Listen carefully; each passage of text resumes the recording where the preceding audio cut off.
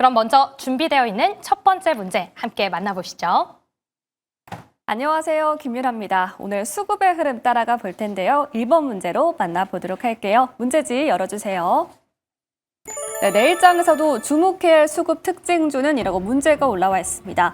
목요일 우리 시장 내마녀의 날이었습니다. 오늘 장 막판에 변동성이 크게 확대가 되는 모습이었는데요.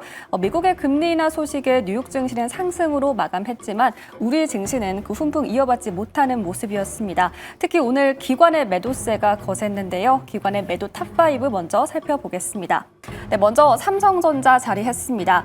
오늘 반도체주가 온탕과 냉탕을 오갔습니다. 특히 삼성전자는 오늘 장 초반 급등하면서 11만 원 선 넘기기도 했는데요. 하지만 기관의 매도세에 힘이 빠지면서 막판에 하락으로 전환하고 말았습니다. 현재 정부가 반도체 육성책을 발표했음에도 불구하고 주가가 힘을 유지하지 못한 모습이었는데요.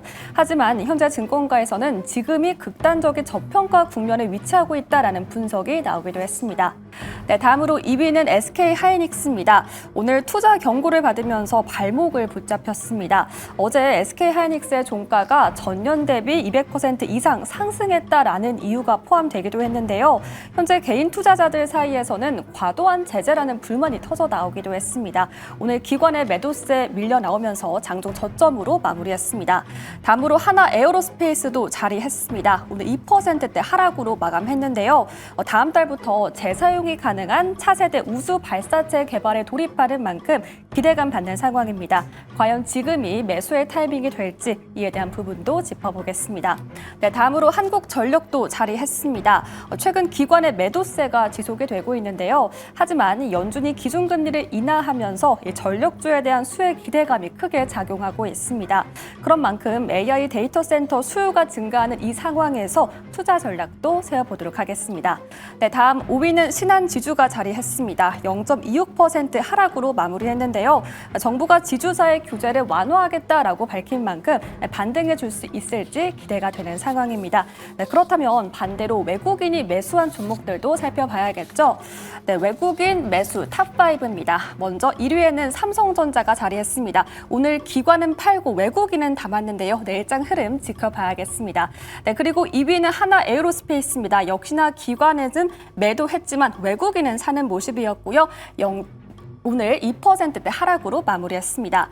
네, 그리고 3위에는 신한지주를 담았습니다. 오늘 기관과 외국인 동반 매수세가 유입된 모습이었는데요. 현재 정책에 대한 기대감 작용하는 만큼 반등의 타이밍 기다려보도록 하겠습니다.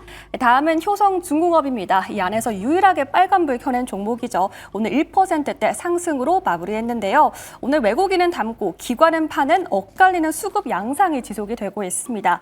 현재 미국에서 금리 인하가 확정이 되면서 AI 투자가 본격화될 거다라는 기대감 작용하고 있는데요. 이 수혜 기대감에 매수세 유입됐던 하루였습니다. 네, 그리고 마지막은 우리 금융지주가 자리했습니다. 이렇게 수급의 흐름 짚어봤는데요. 과연 내일장에서도 주목해야 할 수급 특징주는 무엇일까요? 첫 번째 주식 남녀의 답변 보도를 들어주세요. 네, 오늘도 기관의 매도 그리고 외국인의 매수 종목들 10가지를 체크해봤습니다. 계속해서 흐름이 좀 엇갈리고 있는데 두 분의 선택 어떤 종목이 나와 있을지 보드 오픈해 보도록 하겠습니다.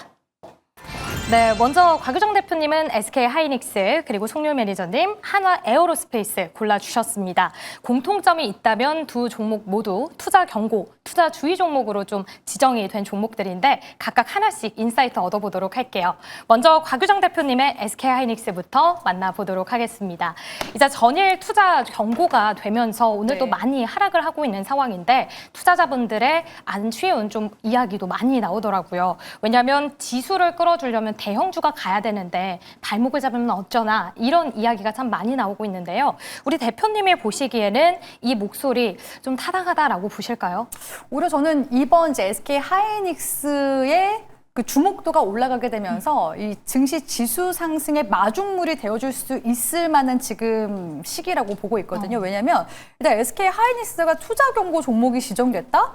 사실 이렇게 대형주들이 투자 경고 종목으로 지정되기가 쉽지는 않거든요. 그렇기 때문에 이게 지금 1년 전 종가 대비해서 거의 200%나 넘게 상승세가 올랐다라는 이유로 지금 투자 경고 종목으로 지정이 된 건데, 여기서 2거래일 정도 또 이제 주가 상승세가 더 높이 올라가게 되면은 거기서는 이제 거래 정지가 되는 겁니다. 그래서 투자 경고 종목으로 지정이 되면은 사실상 이 거래 정지에 대한 부담감을 가져갈 수밖에 없기 때문에 지금 이러한 이야기가 나오는 거고요. 그렇기 때문에 지금 오히려 우리 지금 국내 증시에 들어오고 있는 목소리들을 보면은 이런 투자 경고 조치 관련돼서 시장 이런 경보 제도를 손을 바꾸자라는 그런 이야기들이 지금 같이 함께 나오고 있는 중입니다. 그러니까 최근에 시장 지수가 올라갔을 때 그런 포인트들을 짚어보면은 결국에는 자사주 3법 개정안이라든지 내지는 배당소득 분리과세와 같은 정부 정책 이슈가 또 들어왔었고, 그런 부분들 모두가 증시에 있어서 외국인 자금이 이제 들어오기 좀 수월한, 내지는 개인 자금도 이제 해외로 빠져나가려고 하는 개인 자금도 우리 국내로 묶어두기 위한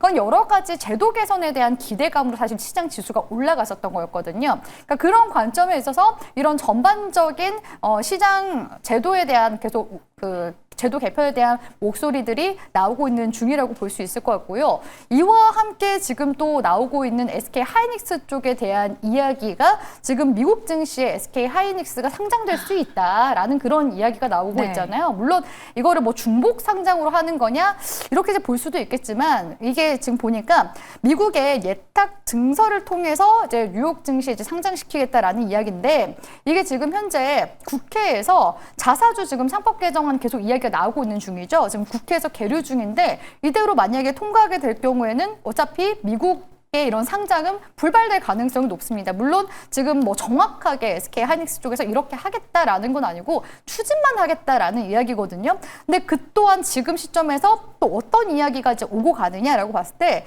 지금 전반적으로 SK 하이닉스 같은 경우는 용인클러스트 등의 대규모 지금 투자를 많이 단행하고 있는 중이잖아요. 그만큼 많은 자금 확보가 이제 중요한 시점이기 때문에 계속해서 이제 유동성 확보를 해나가기 위한 움직임들은 계속 나오고 있거든요. 그런데 정부의 이러한 금산분리 정책에 대한 규제로 인해서 결국에는 투자 자금 유입이 원활하지 않기 때문에 우회적으로 이제 미국 증시에 상장을 하겠다라는 건데, 그런 관점에서 지금 결국에는 지금 우리나라 계열사 상장도 지금 제한이 되고 있고, 또 자사주 활용도 제약받는 이런 지금 증시 환경들이 있기 때문에 또 해외로 떠나려고 하는 거 아니냐라는 그런 목소리가 나오고 있어서, 결국에는 이 SK 하이닉스 향으로 인해서 우리 전반적인 금산분리라든지 이런 거래소 쪽에 그런 지정 제도라든지 이런 제도 개편에 대한 목소리가 나타나주고 있다. 그런 흐름들이 결국에는 연말 연초 랠리로 이어지게 될 가능성이 높지 않을까라고서 보여지고 있기 때문에, 물론 이제 SK 하이닉스가 미국 증시에 상장할 가능성 저는 사실 좀 낮다고 생각을 하고 있습니다. 그래요? 오히려 이번 목소리로 인해서 계속해서 규제 완화에 대한 그런 목소리가 커질 가능성이 높아서, 그렇게 된다면 시장 지수가 올라가게 될 가능성이 높겠죠. 그리고 SK 하이닉스로 또 다시 자금 유입이 원활하게 돌아갈 가능성이 높다 보니까, 그런 관점에서 시장 지수를 좀 이끌어내기 위한 중간 역할을 지금 현재 SK 하이닉스가 관련 이슈를 좀 받고 있는 게 아닌가라고 보여집니다. 네. 일단 SK 하이닉스 이제 미국으로 상장을 준비하고 있다, 검토하고 있다라는 이야기도 좀 들어봤는데 가능성이 좀 낮다라고 얘기를 해주셨어요. 그럼 송률 매니저님도 실제 가능성 좀 어떻게 보고 계실까요? 예, 저도 뭐 비슷한 의견인데요. 지금 SK 하이닉스 같은 경우는 상장에 대한 것보다는 지금 중요한 거는 AI 지금 이제 현 상황을 놓고 봤을 때 거품이냐 아니면은 계속해서 성장 가능성이 높냐, 이게 가장 중요한 거거든요. 지금 우리가 브로드컴이라든지 이제 계속해서 실적에 주목하는 이유가 뭐냐면은 이 AI가 이미 시작이 됐단 말이에요. 본격적으로 이제 개발을 했는데, 지금 시점에서 투자가 과하냐 아니면은 투자를 뒷받침할 수 있는 실적이 나오고 있냐, 이게 가장 중요하기 때문에 사실상 SK 하이닉스의 상장 관련 이슈보다는 저는 AI에 대한 거품론에 우리가 주목할 필요가 있다. 그러니까 계속해서 우리가 브로드컴이라든지 미국 이제 빅테크 기업에다가 실적 발표를 중요하게 보고 있는 상황인데, 사실 지금 SK 하이닉스 같은 경우는 저는 부정적으로 안 봅니다. 왜 그러냐면은 실적을 좀 말씀드리자면요. 내년도 2026년도죠. 예상 영업이익이 지금 125조 2조 원까지 전망이 나왔습니다. 네. 엄청난 거예요. 우리나라 한해 예산의 4분의 1 정도가 지금 전망이 나왔는데 그 얘기는 뭐냐면은 SK하이닉스 같은 경우는 계속해서 지금 수주가 쌓이고 있는 상황이고 실제로 지금 우리나라 이제 지금 12월 달 이제 막 10일 지났는데 수출 집계 통계를 보시면요. 최근 이제 수출 통계량 중에서 1위를 차지하는 거는 당연히 반도체였습니다. 반도체였고 전월 대비했을 때 수출량이 50% 가까이가 증가를 했어요. 그러니까 SK하이닉스 같은 경우는 지금 무난하게 계속해서 실적을 성장해 나가는 구간이다 이렇게 보고 있고 저는 지금 이제 반도체가 지금 최근에 조금 약간 소강 상태에 접어들긴 했지만 SK하이닉스라든가 삼성전자 밸류체인 아직 꺾이지 않은 상태이기 때문에 부정적으로 볼 필요는 없다. SK하이닉스 같은 경우는 지금 수주 잔고가 이 시간에도 쌓이고 있습니다. 그래서 지금 구간이 어떻게 보면은 고점이라고 판단하시는 분도 있는데 중장기적인 밸류로 봤을 때는 아직도 저는 상승할 수 있는 요인이 많다 이렇게 좀 보고 있습니다. 네, 실제 가능성을 따지기보단 현재 상황, 실적이 어떻게 나오는지 우리의 눈높이에 맞게 나오는지가 더 중요해 보일 것 같습니다. 이렇게 SK하이닉스에 대한 이야기 들어봤고요. 이제 송률 매니저님은 한화 에어로스페이스를 골라주셨는데 이 역시도 최근에 주가가 조금 올라오는 듯 싶었는데 발목이 잡힌 거거든요. 그러면 오히려 수급 쪽으로 좀 불리하지 않을까 걱정도 되는데요. 굳이 걱정할 필요 없는 걸까요? 예, 일단 하나 에어로스페이스 같은 경우는 저는 지금 자리가 오히려 건전한 구간이라고 봐요. 왜 그러냐면은 약간 등락은 있긴 하지만 전체적인 흐름을 보면은 박스권 안에서 지금 매물을 소화하는 과정이거든요. 지금 이제 아나운서님께서 말씀해 주신 거는 수급적인 측면에 말씀해 주셨는데 뭐 계속해서 올라가는 종목 없습니다. 뭐 다 같이 천일고속처럼 올라가면 좋은데 그런 경우는 없고 건전한 조정을 거치고 다시 한번 상승하는 이런 패턴이 많이 연출이 되는데 그 중에 하나가 바로 하나 에어로스페이스다 말씀드리고 싶고요. 하나 에어로스페이스 같은 경우는 이제 아까 윤 아나운서님 말씀해 주셨는데 지금 굉장히 중요한 내용이 있어요. 뭐냐면은 재사용 발사체에 대한 내용을 여러분들이 체크를 하셔야 됩니다. 이제 우리나라도 본격적인 개발에 뛰어들겠다 이런 뉴스가 나왔는데 이거를 주도하는 게 하나 에어로스페이스예요. 그러니까 정부에 이제 심의를 거쳐야 되는데 기재부에서 심의를 하고 24일 이전에 발표가 나옵니다.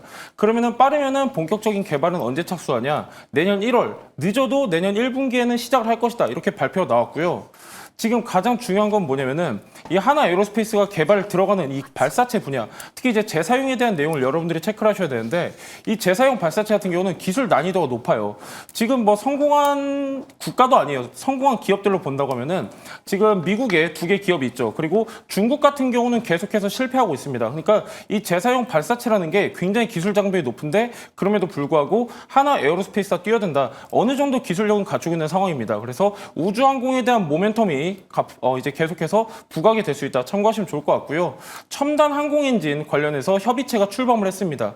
여기에 또 중점적으로 봐야 되는 게 하나 에어로스페이스인데 이 첨단 항공기 엔진 만약에 국산에 성공한다고 하면은 이게 그냥 단순히 국산에 성공한 게 아닙니다. 이 항공기 엔진 같은 경우는 기술을 집약한 산업이에요. 그러니까 첨단 산업이거든요. 지금 예를 들면은 전투기 엔진 같은 경우는 하나 에어로스페이스 그리고 두산 에너빌리티가 공동 개발하고 있는데 이 전투기 엔진 같은 경우는 개발에 성공하게 되면은 우리나라가 전투기 엔진을 제작하는 전 세계 7번째 국가가 됩니다. 그리고 이게 경제 효과가 작지가 않아요. 한 100조 원 정도 되거든요. 그래서 하나 에어로스페이스 같은 경우는 지금 방산 모멘텀뿐만이 아니라 우주항공 모멘텀도 더해지는 시점이다. 이렇게 보시면 좋을 것 같고요. 아까 이제 아나운서님께서 수급적인 측면을 말씀해 주셨는데 저는 전체적으로 나쁘지 않다고 봐요. 지금 이제 여러분들도 아시다시피 투자 경고 종목이긴 하거든요. 근데 투자 경고 종목이라고 해서 나쁜 사유가 아닙니다. 그러니까 12월 9일을 기점으로 했을 때 1년 전에 종가와 지금 종가가 200% 이상 일단 상승을 하고 그 다음에 투자 경고 종목으로 지정되는 사유에 해당이 돼야 되는데 일단 1년 전에 주가랑 200%가 올랐기 때문이에요. 그래서 하나 에어로스페이스 같은 경우는 지금 부정적으로 볼 상황은 아니다. 오히려 이 박스권 구간에서 어느 정도 매물을 소화하고 다시 한번 거래량이 터져준다면 전고점까지는 충분히 갈 수 있습니다. 그래서 보유하고 계신 분들은 굳이 지금 시점에서 팔까 말까 고민하실 필요는 아니고요. 일단은 전고점 목표가 잡고 대응하시면 좋을 것 같습니다. 네, 이제 우주항공 모멘텀까지 더해지고 있는데 스페이스 X도 IPO 준비한다고 하죠. 그래서 현재 보유하고 계신 분들 홀딩 전략 유효할 것 같습니다.